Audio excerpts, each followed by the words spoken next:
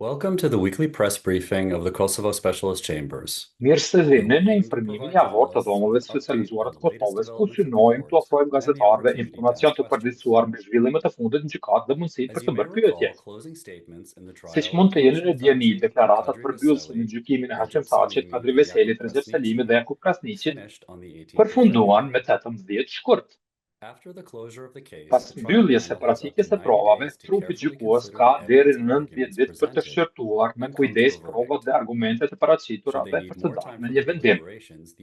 Afati prej 90 ditësh mund të zgjatet nëse gjykatësi nevojitet më shumë kohë për kuvendimet e tyre. Gjatë kuvendimeve konfidenciale, gjykatësit shqyrtojnë me kujdes secilën provë në kuadër të tërësisë së provave të pranuara prej tyre gjatë gjykimit. Në rastet kur gjykimi përfshin disa të akuzuar, konstatimet bëhen për secilin të akuzuar me vete. Gjykatësit duhet t'i ushtrojnë përgjegjësitë e tyre në mënyrë të drejtë, e pamshme dhe të pavarur. Verdikt fajësie mund të jepet vetëm nëse shumica e trupit gjykues bindet se akuza është provuar përtej dyshimit të bazuar.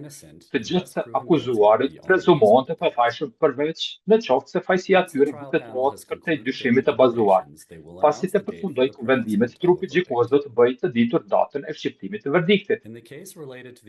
Në çështjen gjyqësore lidhur me pretendime për ndikim të paditshëm ndaj dëshmitarëve që përfshin Hashim Thaçin, Bashkim Smakajn, Isnik Ilajn, Fadil Fazliun dhe Haredin Kuqin, me 19 mars gjykatësi i vetëm i ngarkuar me gjykimin e çështjes dha arsyetimin për një urdhër gojor të mëhershëm me të cilin njehej kontaktet me zotëriut Kilaj, zotëriut Fazliu, zotëriut Smakaj dhe zotëriut Kuqi gjatë kohës që janë të pranishëm në mjediset e VSK-s për të marrë pjesë në seancë gjyqësore.